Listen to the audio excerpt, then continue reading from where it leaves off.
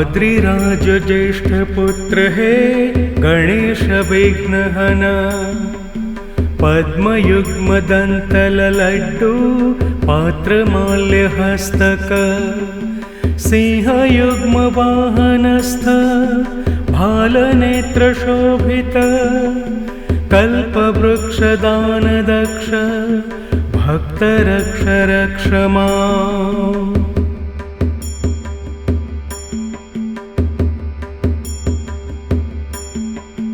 एकदन्तवक्रतुण्ड नागयज्ञसूत्रक, सोमसूर्य वहीमेय मानमातृनेत्रक, रत्नजालचित्रमाल भालचन्द्रशोभित, कल्पवृक्षदानदक्ष भक्तरक्ष रक्ष माम्।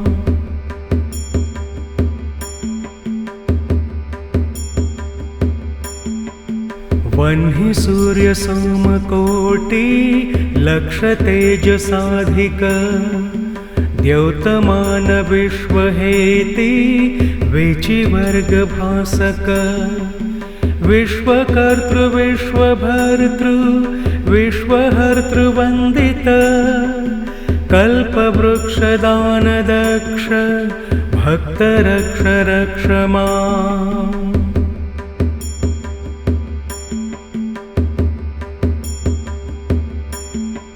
स्वप्रभावभूतभव्य भाविभावभासक, कालजालबद्ध वृद्ध बाललोकपालक, रिद्धि सिद्धि बुद्धि वृद्धि भुक्तिमुक्तिदायक, कल्पवृक्षदानदक्ष भक्तरक्ष रक्ष माम्।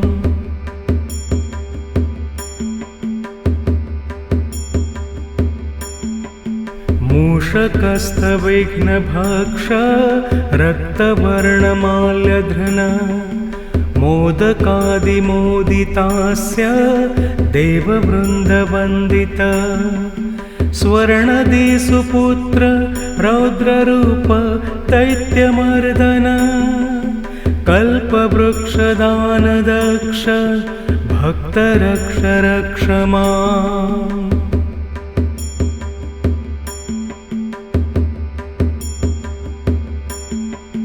ब्रह्म शंभु विष्णु जिष्णु सूर्य सोमचारण, देवदैत्य नागयक्ष लोकपाल संस्तुत, ध्यानदान कर्म धर्म युक्त शर्मदायक, कल्पवृक्षदानदक्ष भक्तरक्ष रक्ष माम्।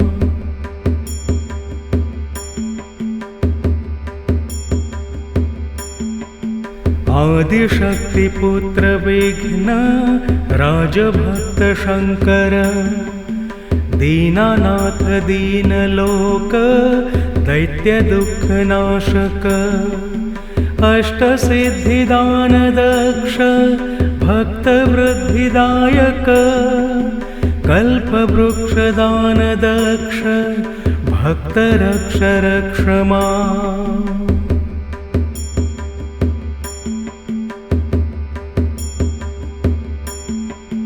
शैव शक्ति सांख्य योग शुद्धवादि कीर्तित, बौद्ध जैन सौर कार्म पांचरात्र तर्कित, वल्लभादिशक्ति युक्त देवभक्त वत्सल, कल्पवृक्षदानदक्ष भक्तरक्ष रक्ष माम्।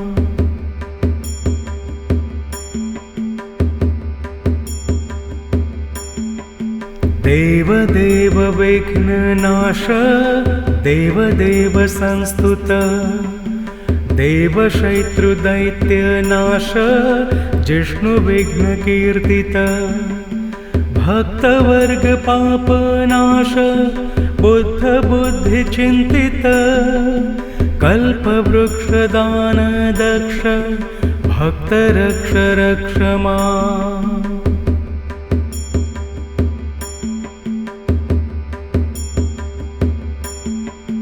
हे गणेश लोकपाल पूजिताङ्घ्रियुग्मक धन्य लोक दैन्य नाश पाशराशि भेदक रम्य रक्त धर्म सक्त भक्त चित्त पापहन कल्प वृक्ष दान दक्ष भक्त रक्ष रक्ष माम्।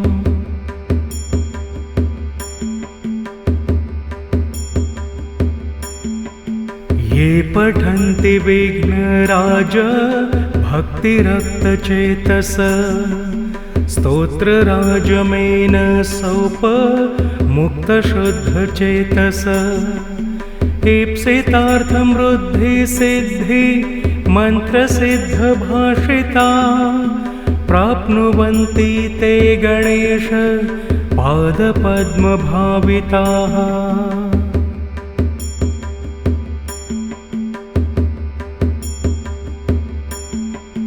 इति गणेशलीलास्तुति समाप्ता।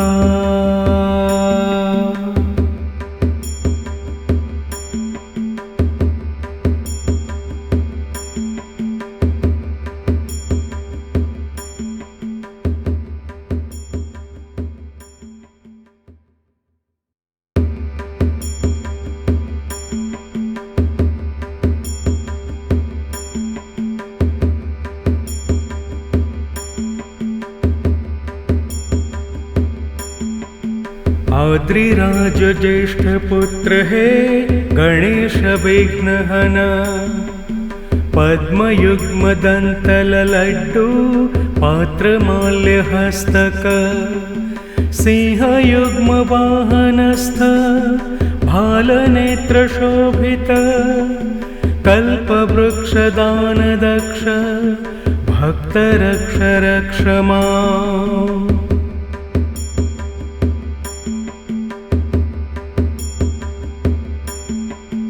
एकदन्त वक्रतुण्ड नागयज्ञसूत्रक सोमसूर्य वहीमेय मानमातृनेत्रक रत्नजालचित्रमाल भालचन्द्रशोभित कल्पवृक्षदानदक्ष भक्त रक्ष रक्ष माम्।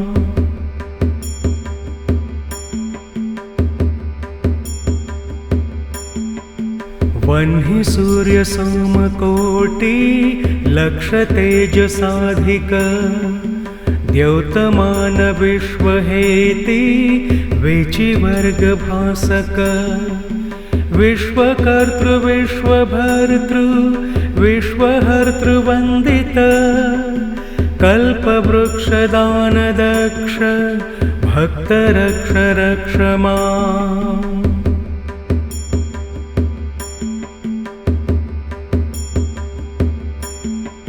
स्वप्रभावभूत भव्य भावि भावभासक कालजालबद्ध वृद्ध बाललोकपालक रिद्धि सिद्धि बुद्धि वृद्धि भुक्ति मुक्तिदायक कल्पवृक्षदानदक्ष भक्त रक्ष रक्ष माम्।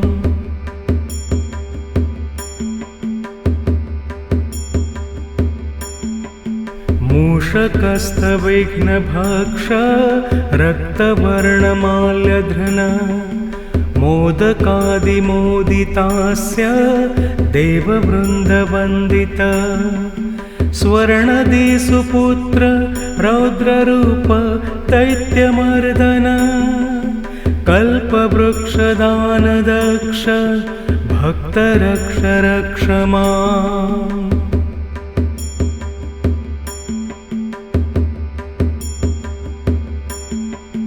ब्रह्म शंभु विष्णु जिष्णु सूर्य सोमचारण देवदैत्य नागयक्ष लोकपाल संस्तुत ध्यानदान कर्म धर्म युक्त शर्मदायक कल्पवृक्षदान दक्ष भक्त रक्ष रक्ष माम्।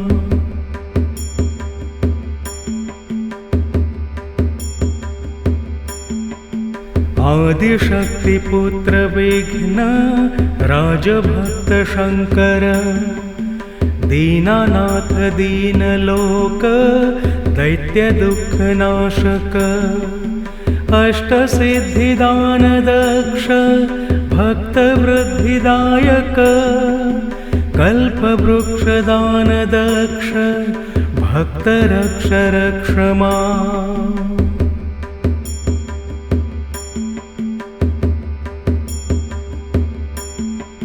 शैव शक्ति सांख्य योग शुद्धवादि कीर्तित बौद्ध जैन सौर कार्म पांचरात्र तर्कित वल्लभादि शक्ति युक्त देव भक्त वत्सल कल्पवृक्ष दान दक्ष भक्त रक्ष रक्ष माम्।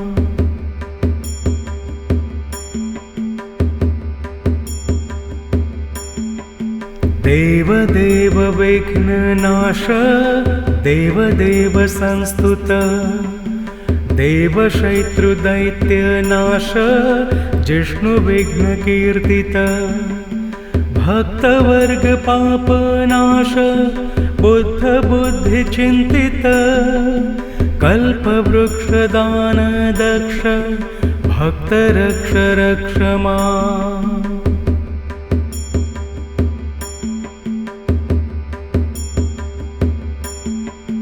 हे गणेश लोकपाल पूजितांघ्रियुग्मक धन्य लोक दैन्य नाश पाशराशि भेदक रम्य रक्त धर्म सक्त भक्त चित्त पापहन कल्पवृक्ष दान दक्ष भक्त रक्ष रक्ष माम्।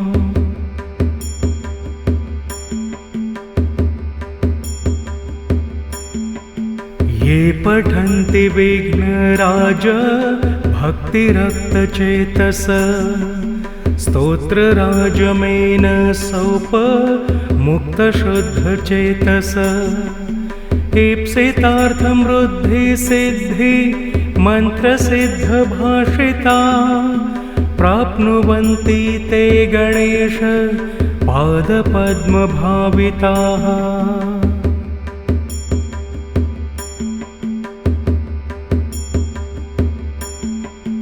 इति गणेश लीलास्तुति समाप्ता।